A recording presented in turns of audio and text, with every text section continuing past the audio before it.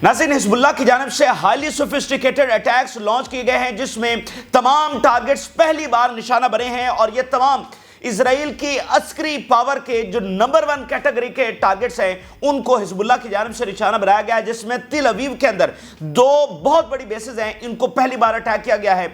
और फिर Ben गोरियन airport के हवाले से बहुत बड़ी खबर ये सामने आ रही है कि बेन गोरियन एयरपोर्ट पहली बार अंडर अटैक आया है। यह हिज़्बुल्लाह के लिए सबसे बड़ी कामयाबी है कि बेन गोरियन एयरपोर्ट पहली बार बाकायदा हिट हुआ है। इससे पहले क्या होता था कि सायरन्स बजते थे, जो फ्लाइट्स थी वो रोक दी जाती थी, लेकिन पहली बार रॉकेट्स बेन गोरियन एयरपोर्ट के अंदर जाकर टकराए हैं। तो इसने इजराइल को बहुत बड़ी तशवीश में मुब्तला कर दिया है कि उनके तमाम हसास टारगेट्स और एयरपोर्ट से बड़ी क्या बात हो सकती है, वो तमाम हिज़्बुल्लाह के निशानों के ऊपर आ चुके हैं। और साथ हाइफा के अंदर उनकी जो सबसे बड़ी नेवल बेस है उसको भी पहली बार निशाना बना दिया गया है। और ये वही नेवल बेस है जहां पर उनके तमाम कीमती वॉरशिप्स मौजूद हैं, जहां पर उनके सबमरीन्स मौजूद हैं, जहां पर उनके नेवी पर्सोनल्स, कमांडर्स, ऑफिसर्स वो सारे यहां पर मौजूद हैं। इसको भी कामयाबी के साथ जब हिट किया गया, साथ असलहा फैक्ट्रीज को भी निशाना बनाया गया। और ये तमाम टारगेट्स जो पहली बार आज निशाना बन रहे हैं, इन तमाम के लिए नए वेपन्स इस्तेमाल किए गए हैं। यानी जो रॉकेट्स और मिसाइल लॉन्च हुए हैं वो भी पहली बार हिज़्बुल्लाह ने लॉन्च किए हैं। पहली बार नए वेपन जो है वो हिज़्बुल्लाह की जानिब से उतारे गए हैं इन टारगेट्स को, जो कि नंबर 1 कैटेगरी के टारगेट्स हैं, इनको हिट करने के लिए। तो इन ऑपरेशंस के साथ नाज़रीन हम कह सकते हैं कि आज जंग की पेस में मजीद इजाफा हुआ है। जंग के एक नए स्टेज में जो है ना आज हम दाखिल हुए, क्योंकि ये वो तमाम टारगेट्स हैं जो नंबर 1 टारगेट्स हैं और इंतहाई हसास लेवल के, जहां से बैठकर ये सारी जंग मैनेज हो रही है। और आप जरा टाइमिंग चेक करें, एक ऐसा टाइम जब वहां पर ट्रंप जीत चुका है और व्हाइट हाउस में ट्रंप की वापसी हो रही है, उसी दरमियान मिडिल ईस्ट की ये जो जंग है वो इस वक्त तेज हो गई है। तो ट्रंप की जो वापसी है उसके ऊपर भी हम तफसीली बात करेंगे। नेतन्याहू इंतजार कर रहा था ट्रंप की वापसी का और काफी खुश हुआ नेतन्याहू जब ट्रंप की वापसी, और उसने कहा कि हिस्टोरिक कमबैक हुआ है जो ट्रंप का। तो ट्रंप के आने के बाद मिडिल ईस्ट की जंग पर क्या असर पड़ने जा रहा है? क्या ये जंग रुकने जा रही है? इस जंग तेज होने जा रही है? जो आलमी जंग की हम बातें कर रहे थे, क्या ट्रंप के आने के बाद कोई मेजर तब्दीली हो सकती है? क्या ट्रंप दुनिया को आलमी जंग से बचा सकता है, या मिडिल ईस्ट की जंग को किसी नतीजा खेज मोड़ के ऊपर वो ला सकता है? यूक्रेन की जंग का क्या बनेगा? रूस, चीन, वो तमाम जो आलमी मंजरनामा है वो भी हम डिस्कस करेंगे। और ख़ासकर जो मिडिल ईस्ट में जो इंतज़ार किया जा रहा था कि इलेक्शन के बाद जो इंतज़ामिया आएगी, तो उसके ऊपर हम तफसीली बात करने जा रहे हैं। जिन लोगों ने चैनल को सब्सक्राइब नहीं किया उनसे रिक्वेस्ट करेंगे कि चैनल को ज़रूर सब्सक्राइब कर लें ताकि हर आने वाली वीडियो आप तक पहुँच सके। नाज़रीन, हिज़्बुल्लाह के जो हाईली एडवांस अटैक्स हैं, जिसने एक दफ़ा इजराइल की अस्करी पावर को हिला के रख दिया है कि ये वो तमाम टारगेट्स हैं जिनको आज तक कोई हिट नहीं कर सका, तो हिज़्बुल्लाह ने आज इनको हिट कर दिया है। उसके ऊपर हम आगे चलकर तफसीली बात करेंगे, लेकिन पहले जो दुनिया में इस वक्त सबसे बड़ा जो मुद्दा डिस्कस हो रहा है, जो सबसे बड़ा टॉपिक है जिससे दुनिया का मीडिया भरा पड़ा है, ट्रंप की वापसी। तो ट्रंप की वापसी के ऊपर हम तफसीली तमाम एंगल से ये चीजें आपके सामने रखने जा रहे हैं। नाज़रीन, पहली बात यह है कि ट्रंप अमेरिका की तारीख का मोस्ट पावरफुल प्रेसिडेंट के तौर पर वापस आ चुका है। यानी ये शायद इस सदियों में पहले कभी हुआ हो कि किसी अमेरिकी सदर को इस तरह से निकाला गया हो और फिर एस्टेब्लिशमेंट भी उसके साथ ना हो, वो पूरे सिस्टम को उसने चैलेंज किया हो और पूरे सिस्टम को चैलेंज करने के बाद वो वापस आया हो। ये अमेरिका की तारीख में पहली बार हो। यानी वो पूरे अमेरिकी निज़ाम को हिलाकर, अब देखें ना, उसके ऊपर मुकदमात भी चले, मतलब एक पूरी सिस्टम ने उसके खिलाफ एक था कि भाई इसको वापसी इसकी नहीं होगी। लेकिन ट्रंप जो है वो वापस आया है। और आप मेन स्ट्रीम मीडिया देखें, मेन स्ट्रीम मीडिया का सहारा उसने नहीं लिया बल्कि सोशल मीडिया का उसने सहारा लिया। यानी कुछ भी रिवायती नहीं था इस इलेक्शन के अंदर, इसलिए इस इलेक्शन को तारीख का सबसे गैर मामूली जो इलेक्शन है वो कहा जा रहा था। तो फिर जो सर्वे सामने आ रहे थे कि 49-50, मतलब 1% का मार्जिन था, लेकिन जब इलेक्शन हुआ है तो तमाम के तमाम सर्वेस वो तो धरे के धरे रह गए। इतनी वाइड मेजॉरिटी के साथ ट्रंप जो है वो आ गया है, मतलब एक अवाम की भरपूर ताकत के साथ ट्रंप जो है वो इस वक्त बैक इन पावर है। यानी तो सबसे बड़ा पहला खतरा तो खुद अमेरिका को है। इस वक्त खुद अमेरिका में तशवीश है कि एक बंदा जो सिस्टम के खिलाफ उठकर आया है और उसके नजरियात बिल्कुल मुख्तलिफ हैं। वो कितनी चीज़ों को, मतलब बिल्कुल ब्लंट है, फिर बहुत ज़्यादा ट्रंप ब्लंट है। और सबसे ज़्यादा पहला खतरा तो ट्रंप से खुद अमेरिका को है।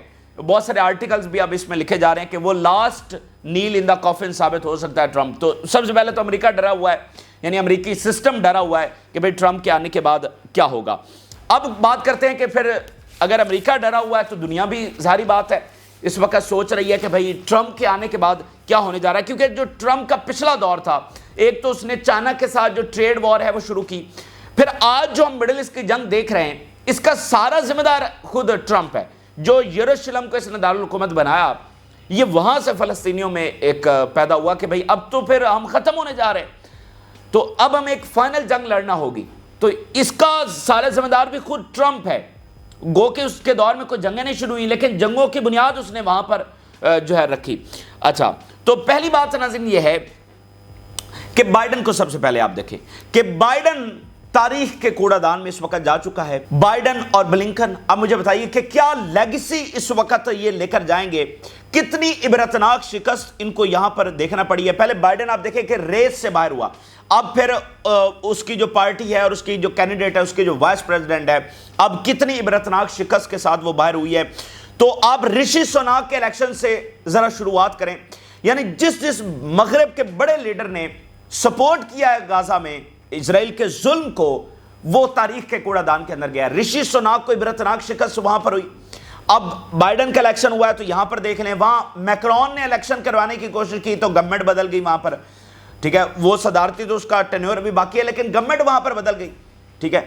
और अब यहां पर अगर इलेक्शन हुआ है तो देखिए किस तरह से वहां के लोगों ने रिजेक्ट किया। और अब बाइडन और ब्लिंकन आप देखिए कि क्या तारीख छोड़कर जा रहे हैं, अपनी क्या लेगेसी छोड़कर जा रहे हैं। क्या बताएंगे कि 13 महीनों के अंदर बच्चों के ऊपर, औरतों के ऊपर बम गिरते रहे, और ये क्या करते रहे।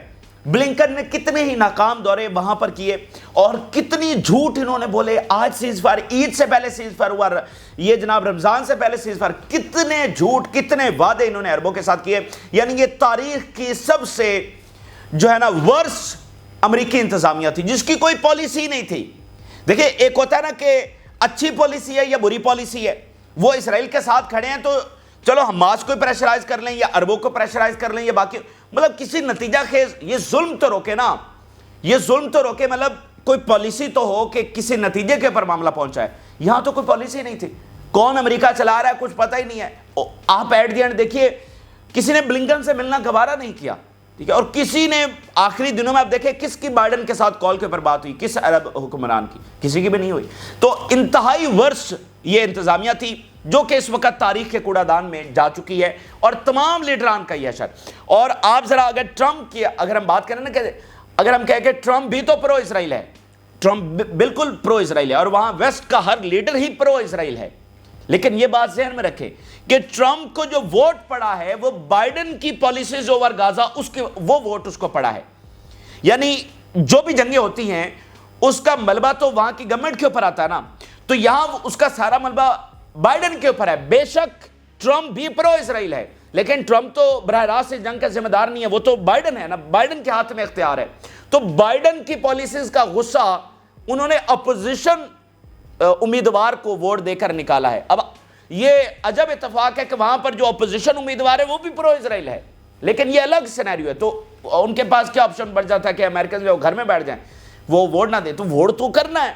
तो बाइडन को नहीं दिया और ट्रंप को दिया, तो इसका मतलब उन्होंने बाइडन की पॉलिसीज का गुस्सा जो है वो ट्रंप के ऊपर निकाला है। तो जो प्रो गाजा वोट है समझे कि वो मिला है ट्रंप को। और ये बात ध्यान में रखें कि ट्रंप ने जो बयान भी जारी किया था कि मैं आकर फौरी जो है वो सीजफायर करवाऊंगा और नेतन्याहू और उधर लेबनान और गाजा ये सारा मैं जो है यहां पर अमन करवाऊंगा, ये आखिरी दिनों में उसकी जानिब से स्पेशल स्टेटमेंट भी जारी हुई थी। अच्छा, अब अगली बात ये है कि व्हाट्स नेक्स्ट, अब आगे क्या होने जा रहा है। देखिए, मिडिल ईस्ट की जंग के ऊपर सबसे पहले कि क्या असर पड़ेगा। नेतन्याहू चाहता था कि ट्रंप आए और उसने इसलिए इस जंग को एस्केलेट भी किए रखा, इस जंग को जारी भी रखा, सीजफायर भी नहीं होने दिया और एक्सप्लॉइट किया चीजों को, और ये चीजें बराह रास्त हक है। अब देखिए ना, यहां पर वही प्रो गाजा वोट पड़ा है ट्रंप को कि जंग नहीं रुक रही, इसका गुस्सा लोगों ने ट्रंप को वोट देकर निकाला है, ठीक है। बेशक ट्रंप ही मतलब नेतन्याहू को कह रहा था कि इस जंग को जारी रखो, लेकिन सारी बात है उसका जिम्मेदार तो बराह रास्त बाइडन है ना, उसने जंग रुकवानी थी, उसके फोन के ऊपर जो है वो जंग रुकनी थी। तो नेतन्याहू तो ये चाहता था कि ट्रंप आया, अब ट्रंप आ गया, लेकिन यहां पर जो सूरत-ए-हाल है नाज़रीन वो बहुत ज्यादा पेचीदा है, और इस पेचीदा सूरत-ए-हाल के अंदर ट्रंप के पास सिवाय जंगबंदी के कोई ऑप्शन नहीं है। अब आप कहेंगे कि भाई ये क्या अजीबोगरीब बात हम आपको बता रहे हैं कि नेतन्याहू ट्रंप को लाने के लिए उसने इतने चोचले किए और इतना सारा कुछ किया, और अगर अब ट्रंप आ गया तो आप कह रहे हैं कि उसके पास सीज फायर के अलावा कोई ऑप्शन नहीं है, तो ये कैसे? वो इस तरह से देखें नाज़रीन, ट्रंप ने जो आकर काम करना था, जो उसके साथ कमिटमेंट ली गई थी, जो इजरायली लॉबी ने उसको बहुत ज्यादा फंड किया, और उसकी कैंपेन्स के अंदर, उसकी रैलीज के अंदर हमें खुलकर वो इजराइल के नारे, उनके फ्लैग्स, और वो शख्सियत जो मतलब पता है कि भाई ये इजरायली लॉबी की फ्रंट मैन है, उन्होंने 100 मिलियन डॉलर्स ट्रंप को जो है वो फंड किए। तो सबसे बड़ी कमिटमेंट क्या थी ट्रंप के साथ? सबसे बड़ा ट्रंप से प्रॉमिस क्या लिया गया था कि उससे क्या उन्होंने लेना है? वो ये था कि जो ऑक्युपाइड लैंड होगी उसको रिकॉग्नाइज करेगा आके ट्रंप कि ये लैंड जो है वो इजराइल की है। जैसे उसने यरूशलेम को रिकॉग्नाइज किया as a capital of Israel, तो वेस्ट बैंक की जो लैंड जो इजराइल कब्जे में लेनी थी और जो गाजा के ऊपर मुकम्मल कब्जा करना था, ये सारे का सारा ट्रंप ने आकर रिकॉग्नाइज करना था, इसको लेजिटिमाइज करना था कि ये तो लैंड है ही इजराइल की। तो ये सबसे बड़ा काम जो है वो ट्रंप ने बुनियादी तौर पर करना था। अच्छा, जब यहां पर लैंड के ऊपर कब्जा ही नहीं हुआ, यानी गाजा पे कब्जा नहीं हुआ, इजराइल ये जंग जीत नहीं सका, अपने वॉर गोल्स पूरे नहीं कर सका, तो फिर जब लैंड के ऊपर कब्जा ही नहीं है तो ट्रंप फिर रिकॉग्नाइज कैसे करेगा? कौन सी लैंड है जिसको फिर वो कहेगा कि ये इजराइल की है? भाई उसके ऊपर तो कब्जा ही नहीं हो सका। तो यहां पर एक बुनियादी जो मसला है वो दरपेश आ गया। जो उनका प्लान था वो रेजिस्टेंस ने नाकाम बना दिया, हमास ने, हिजबुल्लाह ने, उनका प्लान जो है नाकाम बना दिया। अच्छा, अब दूसरा सिनेरियो ये है कि इस लैंड को ऑक्युपाइड करने के लिए, यानी जो ऑलरेडी इजराइल कर चुका होता, प्लान ये था इजराइल ऑलरेडी कर चुका होता, ट्रंप आता, वो इसको रिकॉग्नाइज करता। अच्छा, वो लैंड के ऊपर कब्जा तो नहीं हुआ। अब अगर ट्रंप आकर उसी प्लान को आगे बढ़ाता है कि वो कहता है कि मेरी क़यादत के अंदर अब इस लैंड के ऊपर कब्जा भी होगा और फिर मैं जो है वो इसको रिकॉग्नाइज भी करूंगा, यानी यूज ऑफ फोर्स करता है, तो पहली बात नाज़रीन ये है कि अमेरिका ने यूज ऑफ फोर्स के अंदर कोई कमी नहीं रखी। इन 13 महीनों के अंदर हमने देखा बहुत खुलकर सपोर्ट अमेरिका ने की, कोई असला की कमी नहीं आई, कोई जंगी तैयारे, कोई असला, बारूद, डिप्लोमेटिक सपोर्ट, हर तरह की जो फोर्स है। आप देखिए आईसीसी के वारंट्स अभी तक जो है वो जारी नहीं हो सके, तो जो ताकत का इस्तेमाल है अमेरिका ने उसमें ऑलरेडी कोई कसर नहीं छोड़ी। तो ट्रंप आके कौन सी फोर्स इस्तेमाल कर लेगा जो इजराइल को फाते करवा सकती है? अच्छा, अगर ट्रंप इस यूज ऑफ फोर्स का जो इस्तेमाल है वो जारी रखता है तो उसके बाद फिर क्या होने जा रहा है? तो नज़ीर सबने देख लिया कि इजराइल यहां पर फाते नहीं हो सकता, वो तबाही मचा सकता है, वो बम गिरा सकता है, वो सिविलियंस को शहीद कर सकता है, उसके जंगी त्यारे नॉन स्टॉप सिविलियन घरों को हिट कर सकते हैं और कई महीनों तक अब हिट कर सकते हैं, ठीक है, सालों तक हिट कर सकते हैं, उनके पास ये सारी सलाहियत मौजूद है। लेकिन सबको ये वाज़ेह हो चुका है कि इजराइल यहां से विक्टोरियस नहीं हो सकता, बल्कि वो ऑलरेडी ये जंग हार चुका है। अब उसकी जंग क्या है कि सिर्फ और सिर्फ वो बम जो है वो सिविलियंस के ऊपर गिरा रहा है। तो अब नज़ीर बात यह है कि माजी का जो ट्रंप का दौर था 2016 से 20 वाला और आज का जो ट्रंप का दौर है, इसमें बहुत बुनियादी फर्क है। आज का जो मिडिल ईस्ट है उसमें बहुत वो मुख्तलिफ है माजी के ट्रंप दौर से। अब ये तमाम डायनामिक्स हम एक ही बार में डिस्कस कर रहे हैं ट्रंप की अराइवल के हवाले से, बाकी चीजें डिस्कस करते रहेंगे, लेकिन तफसीलन मैं आपको बता रहा हूं कि ट्रंप की आमद के बाद चीजें अब किस तरह से होने जा रही हैं, तो इसलिए थोड़ी सी तफसीलन मैं आपको चीजें शेयर कर रहा हूं। अच्छा, अब नाज़रीन जो आज का मिडिल ईस्ट है इसमें सबसे जो बुनियादी फर्क है वो ये है कि रूस और चीन बहुत बड़े स्टेक्स के साथ मिडिल ईस्ट के अंदर मौजूद है, जो कि 2016 से 18 में जब ट्रंप का दौर था तब वो यहां पर मौजूद नहीं थे। तो इसलिए आज का जो मामला है, आज का जो मिडिल ईस्ट है, ये अमेरिकी मोनोपोली वाला मिडिल ईस्ट नहीं है। यहां पर और बहुत सारी पावर जो है वो इमर्ज कर गई हैं। आप हौसियों को देख लें, बाकी सबको छोड़ें। हौसीज क्या 2016 से 20 के दरमियान थे? क्या इतनी बड़ी पावर के साथ मौजूद थे कि अमेरिका पूरी ताकत लगा के अपना रास्ता ना खुलवा सके? आज ईरान कितनी बड़ी पावर के साथ मौजूद है, आज खुद रेजिस्टेंस कितनी बड़ी रियलिटी बनकर यहां पर मौजूद है, और सबसे बढ़कर चाइना और रशिया बहुत बड़े स्टेक होल्डर्स के तौर पर यहां पर एक पूरी पावर के साथ यहां पर आकर खड़े होगा। आप देखिए ईरान के साथ जो डिफेंस पैक्ट अभी उनका हुआ है और जो उन्होंने स्पेस के अंदर भेजा है अपना मिशन रूस की मदद से, क्या इससे पहले ईरान और रूस का यह ताउन था بالکل نہیں تھا. اور پھر آپ دیکھیے جو ان کے ڈیفنس معاہدے ہو رہے ہیں, اسٹریٹجک پارٹنرشپ ہو رہی ہے, نہیں تھی. چائنا اور ایران کی اسٹریٹجک پارٹنرشپ, $400 بلین کے ان کے آپس میں جو معاہدے ہیں وہ یہاں پر ہو چکے ہیں. تو یہ ماضی میں ایسا نہیں تھا, ماضی کا مڈل ایسٹ امریکی منوپلی والا تھا. اب اتحاد الائنسز بدل چکے ہیں, کنٹریز اور پاورفل ہو چکے ہیں, امریکہ کی جو ہیجمنی تھی وہ بدل چکی ہے, اور یعنی آج کی جو دنیا ہے وہ ماضی کی دنیا سے بالکل مختلف ہے. تو یہاں ایسا نہیں ہوگا کہ ٹرمپ ایک قلم چلائے گا اور سب چیزیں جو ہے وہ ان کے مطابق ہونا شروع ہو جائیں گی, ایسا اب ہونے والا نہیں ہے. پھر آپ عربز کی پوزیشن دیکھیے, 2016 اور 20 میں بالکل مختلف تھے. ابراہم اکارڈز ہوئے, آج کدھر ہے ابراہم اکارڈز؟ کوئی نیتنیاہو کے ساتھ کھڑے ہونے کے لیے تیار نہیں ہے, نارملائزیشن کی کوئی بات کرنے کے لیے تیار نہیں ہے. سب کو اپنا خطرہ پڑا ہوا ہے کہ ایم بی ایس نے کہا کہ اگر میں نارملائزیشن کروں گا تو پھر میری سیکیورٹی کی گارنٹی کون دے گا. یہ حالات اس وقت وہاں پر آ چکے ہیں. تو وہاں آسانی سے ابراہم اکارڈ ہو گیا. اب تو سوال ہی یاد, وہ تو دفن ہو گیا پروجیکٹ, جو نارملائزیشن پروجیکٹ تھا وہ دفن ہو گیا. اور عربز کی پوزیشن کتنی زیادہ بدل چکی ہے, ان کے پاس سپیس ہی نہیں بچی. اچھا پھر آپ دیکھیے برکس کتنی بڑی پاور کے ساتھ ابھر چکی ہے. کیا برکس 2016 سے 20 کے درمیان تھی؟ تو برکس مطلب اتنے ملک اس کے اندر چلے گئے ہیں, اور اکنومیکلی اور وہ کس طرح سے آگے مزید گرو کر رہی ہے, اس کا انفلوئنس پوری دنیا کے اوپر. تو برکس ایک بہت بڑی ریالٹی کے طور پر یہاں موجود ہے. اور پھر برکس کے تمام اتحادی اس جنگ کے اندر انوالو ہیں, تو برکس نے تو اس کو سپورٹ کرنا ہی کرنا ہے. تو ٹرمپ کے قلم چلانے والا کام جو ہے وہ یہاں پر ہونے والا نہیں ہے. اس تمام سینیریو کے اندر آپ دیکھیں کہ اگر وہ اس بگڑی ہوئی صورتحال کو, ورس صورتحال کو اگر یہاں پر مزید فورس استعمال کرتا ہے تو پھر کیا یہ صورتحال مزید ورس نہیں ہو جائے گی؟ یعنی اس میں وار گولز تو اچیو ہونے والے نہیں ہیں اسرائیل کے, وہ فاتح تو ہونے والا نہیں ہے. تو پھر کیا ہوگا؟ وہ جو بھیانک تباہی ابھی تک رکی ہوئی ہے, وہ جو آتش فشاں پھٹنے کو ہے, ہم کئی ہفتوں اور مہینوں سے بات کر رہے ہیں, وہ آتش فشاں اب پھٹ جائے گا اگر ٹرمپ کے آنے کے بعد بھی وہی پالیسی جو ہے وہ جاری رہی, اور مزید بلکہ فورس کا اضافہ جو ہے وہ یہاں پر کر دیا گیا. اور یہاں پر اگر وہ فورس استعمال کرتا ہے تو اس کا مطلب وہ ریزسٹنس کے خلاف فورس استعمال نہیں کر رہا, وہ ایران کے خلاف فورس استعمال نہیں کر رہا, بلکہ وہ فورس روس اور چین کے خلاف استعمال ہو رہی ہے. اور عربز کے جو سٹیکس ہیں, ان کے جو مفادات ہیں, وہ بھی آپ دیکھیے کہ داؤ کے اوپر لگے ہوئے ہیں. تو عربوں کو بھی نقصان ہے, اور براہ راست اس کا سامنا جو ہے وہ روس اور چین کے ساتھ ہونے جا رہا ہے. تو یہاں پر بات جو ہے وہ بننے والی نہیں ہے. تو اکلوتا آپشن جو ہے اس کے پاس بچتا ہے کہ وہ آئے اور سیز فائر کروائے, اور اسی طریقے سے وہ معاملات کو جو ہے وہ یہاں پر حل کر سکتا ہے. اور پھر ایک اور بات ذہن میں رکھیے, یو کے جو پرائم منسٹر ہیں رشی سوناک کو شکست ہوئی, نئے پرائم منسٹر بڑی پاپولیرٹی کے ساتھ وہاں پر آئے. لیکن آج آپ دیکھیے جو تازہ ترین سرویز ہیں کہ یو کے پرائم منسٹر کی پاپولیرٹی ڈکلائن ہو گئی ہے, اور مزید ڈکلائن کرتی چلی جا رہی ہے.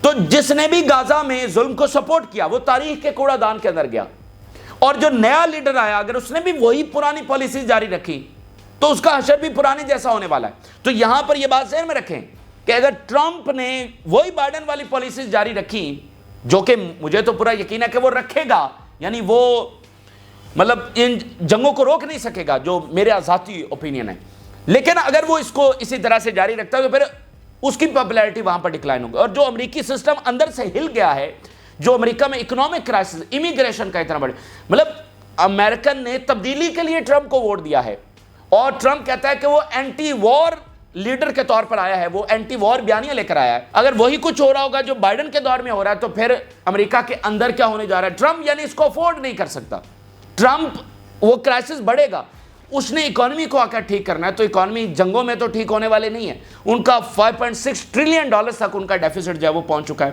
تو ان جنگوں میں billions and billions of dollars دے کر تو وہ اپنی اکانومی ٹھیک کرنے والا نہیں ہے. تو خود ٹرمپ کے لیے بہت بڑا کرائسس ہے, کیونکہ آپ دیکھیں نا کہ یہ جنگ امریکہ کو تو سوٹ نہیں کرتی تھی. پہلے دن سے یہ وہاں کے تھنک ٹینکس کھل کر یہ بات کریں کہ یہ جنگ امریکہ کو سوٹ نہیں کرتی, لیکن یہ جنگ جاری رکھی گئی تو اس لیے یہ جنگ امریکہ کو سوٹ نہیں کرتی, تو ٹرمپ کو کیسے سوٹ کرے گی. اور جب لوگوں نے تبدیلی کے لیے ووٹ دیا ہے اور اینٹی وار بیانیہ ہے تو پھر یہاں پر یہ کیسے ہوگا. اور پھر یہ جو مڈل ایسٹ کا فرنٹ ہے یہ یوکرین کے ساتھ کنیکٹڈ ہے. اگر یوکرین میں جنگ روکنی ہے تو ایسا نہیں ہے کہ اچھا وہ وہاں پر پک اینڈ چوز ہو کہ اچھا یوکرین کی جنگ روک دو لیکن مڈل ایسٹ کی جاری رکھو. یہ دونوں فرنٹ جو آپس میں کنیکٹڈ ہیں. وہاں سے روس فارغ ہوگا اگر یوکرین کی جنگ رک جاتی ہے, تو روس زیادہ طاقت کے ساتھ, روس اور چین زیادہ طاقت کے ساتھ مڈل ایسٹ کے اندر موجود ہوں گے. تو یہ اس طرح پک اینڈ چوز نہیں ہو سکتا، کیونکہ یہ بھائی ایران ان کا سب سے بڑا اتحادی، تو ایران کے خلاف یہ جنگ ہوگی نا مڈل ایسٹ میں، تو پھر روس کیا اس میں شامل نہیں ہوگا؟ تو یہ وہ معاملہ نہیں ہے کہ اس کو روک دو اور اس کو جاری رکھو، یہ دونوں ہی ایک دوسرے کے ساتھ لنک ہے، یہ دونوں ہی ایک دوسرے کے ساتھ کنیکٹڈ ہیں۔ اگر آج عربز برکس کا حصہ بنے ہیں تو سب سے بنیادی فیکٹر یہ غازہ وار ہے جس میں ان کو سیز فائر نہیں ملا۔ اگر ایران بہت تیزی کے ساتھ اپنا تعاون بڑھا رہا ہے تو یہ غازہ وار ہے، اس وجہ سے اس کا تعاون بہت تیزی کے ساتھ بڑھ رہا ہے۔ اگر یہ نہ ہوتی تو یہ کیٹلسٹ کا کام نہ کرتا، اور یہ جو روس اور چین کے ساتھ تعاون بڑھا ہے یہ مڈل ایسٹ کے ممالک کا اس طرح سے نہ بڑھتا، ٹھیک ہے؟ تو اس لیے اصل مدعا مڈل ایسٹ کی جنگ ہے، یوکرین کا نہیں۔ نمبر 1 جو مدعا ہے وہ یہاں مڈل ایسٹ کا ہے، تو اس لیے یہ نہیں ہو سکتا کہ اچھا وہ یوکرین کو رکوا دے رہی ہے۔ اور پھر یوکرین کی جو وہ بات کرتا ہے کہ یوکرین کی جنگ رکوائے گا، تو سب سے بڑا سوال یہ ہے کہ کیسے؟ تو اگر وہاں پر جنگ رکے گی تو ماسکو کی شرائط کے اوپر یعنی نیٹو کو شکست ماننا پڑے گی، اور سیم سینیریو مڈل ایسٹ کے اندر ہے، اسرائیل کو شکست تسلیم کرنا پڑے گی، فلسطین اور ریزسٹنس کی شرائط کے اوپر یہ جنگ رکے گی، کیونکہ اسرائیل نے تو ابھی تک اپنے گولز اچیو نہیں کیے۔ تو وہاں پر یورپ بھی ڈرا ہوا ہے کہ اگر مثال کے طور پہ امریکہ اپنا فنڈ روک دیتا یوکرین کے لیے تو یوکرین تو ہار جائے گا، نیٹو کو اتنی بڑی عبرتناک شکست، ٹھیک ہے؟ تو وہاں پر بھی ایک پورا شوق ہے، مطلب یورپ اس وقت تشویش کے اندر ہے کہ اس وقت وہاں پر ہوگا کیا، کیونکہ جنگ رکوانے کا وہ بیانیہ لے کر آیا ہے، لیکن جنگ کیسے رکوائے گا؟ کیا وہ یہ کہے گا کہ روس جن علاقوں پر اس نے قبضہ کیا وہ چھوڑ کر واپس چلا جائے؟ ایسا تو ہونے والا نہیں ہے۔ تو یہ ماسکو کی ٹرمز کے اوپر یہ جنگ ختم ہوگی، تو نیٹو کی یہاں پر شکست ہوگی۔ تو اس لیے اگر ہم سارا سینیریو دیکھیں تو ہر لیول کے اوپر مطلب اتنا کمپلیکس سینیریو دنیا کی تاریخ کے اندر کبھی نہیں تھا، دنیا کبھی اتنی خطرناک موڑ کے اندر نہیں تھی، دنیا کبھی اتنی تباہی اتنے آتش فشاں کے اوپر کبھی نہیں کھڑی ہوئی تھی جتنی اس وقت کھڑی ہوئی ہے۔ تو بات ناظرین یہ ہے کہ اگر ٹرمپ کے آنے کے بعد کوئی سیز فائر نہ ہوا اور جنگیں نہ رکوائی گئیں تو پھر وہ آتش فشاں پھٹ جائے گا، ٹھیک ہے؟ اور جس تبدیلی کے لیے امریکن نے ووٹ دیا ہے وہ پھر وہی امریکن ٹرمپ کے خلاف، ٹھیک ہے؟ اینٹی وار بیانیہ پھر کدھر جائے گا؟ تو اس لیے ان کے پاس سوائے سیز فائر کے آپشن ہی نہیں ہے، دوسرا آپشن تباہی ہے، خود امریکہ کی تباہی جو اس وقت ہل چکا ہے، اندر سے امریکہ ہل چکا ہے، اور اکانومی اور سارے معاملات تو ان کے پاس یہ۔ اور دوسری بات یہ ہے کہ جس لیڈر نے سپورٹ کیا غازہ میں ظلم کو وہ تاریخ کے کوڑا دان کے اندر گیا ہے، اور جو آگے چل کر لیڈر بھی سپورٹ کرنے کی کوشش کرے گا وہ بھی تاریخ کے کوڑا دان میں جائے گا۔ آج جرمنی سے کیا خبر سامنے آ رہی ہے؟ سیم ٹائم جب ٹرمپ واپس آ گیا ہے تو جرمنی سے خبر کیا ہے؟ Germany faces uncertainty as calls ruling coalition collapse. اب وہ جرمن چانسلر کا جو رولنگ کوalition ہے 3 پارٹیز کا وہ کولیپس کرنے جا رہا ہے، ٹھیک ہے؟ مطلب ادھر سناک گیا، ادھر میکرون کی پاپولیرٹی، ادھر جسٹن ٹروڈو کی پاپولیرٹی، ادھر جسٹن ٹروڈو کی پاپولیرٹی لویسٹ لیول کے اوپر، ادھر جاپان کے وزیر اعظم کے ساتھ آپ دیکھیے کیا ہوا۔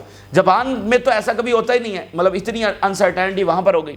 اور کینیڈا میں آپ دیکھ تو میکرون آپ دیکھ لیں، اور اب جرمن چانسلر، یعنی وہی جو 5-7 بڑے لیڈرز تھے جو G7 کے کنٹریز تھے، اب ایک ایک ملک کو اٹھا کر دیکھیے، سب یا تو فارغ ہو گئے ہیں یا ان کی پاپولیرٹی ڈکلائن کر گئی ہے، اور جو جہاں پر الیکشن ہو رہا ہے وہ وہاں سے فارغ ہو رہے ہیں، ٹھیک ہے؟ تو آگے جو نئی آنے والی لیڈرشپ ہے اگر وہ بھی وہی کام جاری رکھے گی تو نہ یہ جنگ ان کے ملک کو سوٹ کرتی ہے، اور نہ یہ اسرائیل کے اگر وہ حق میں ہے تو یہ جنگ اسرائیل کو بھی سوٹ نہیں کرتی، سوائے نتنیاہو کہ یہ کسی کو بھی سوٹ نہیں کرتی۔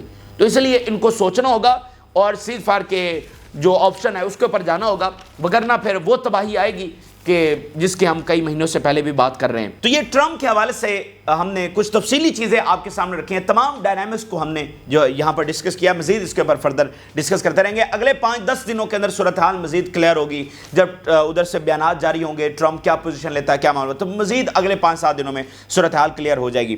اچھا، اب حزب اللہ کے بہت بڑے حملے، بہت بڑے اٹیکس آج حزب اللہ کی جانب سے لانچ کیے گئے ہیں، اور تمام ٹارگٹس پہلی بار ہٹ ہوئے ہیں اور حساس ترین ٹارگٹس ہیں، جس میں تل اویو کی 2 بڑی بیسز ہیں۔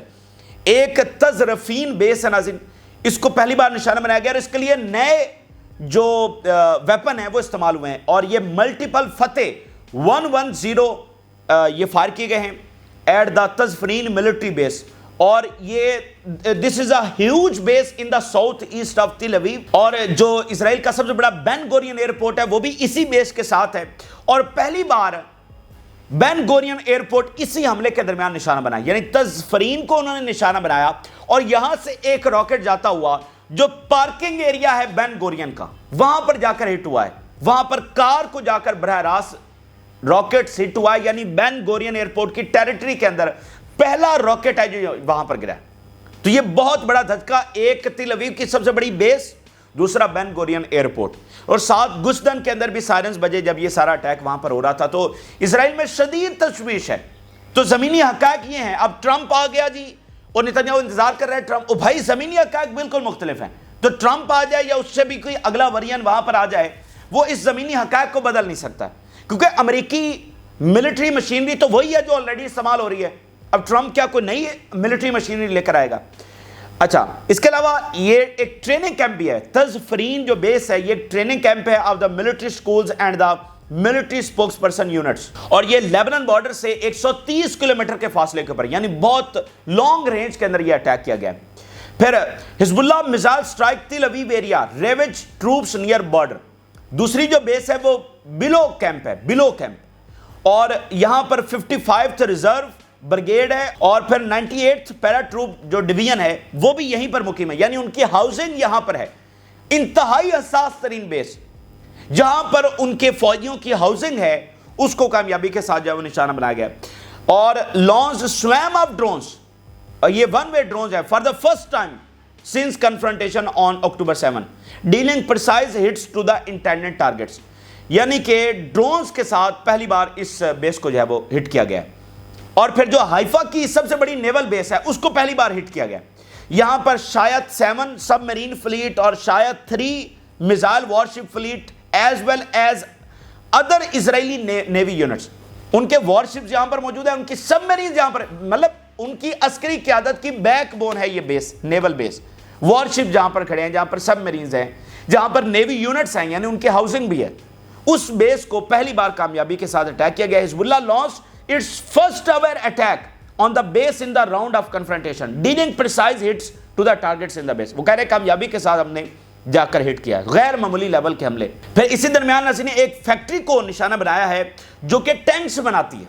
टैंक्स बनाने वाली फैक्ट्री को ये अचजीव इंडस्ट्रियल जोन है नियर लिमन, यहां पर जो है वो कामयाबी के साथ हिट किया गया।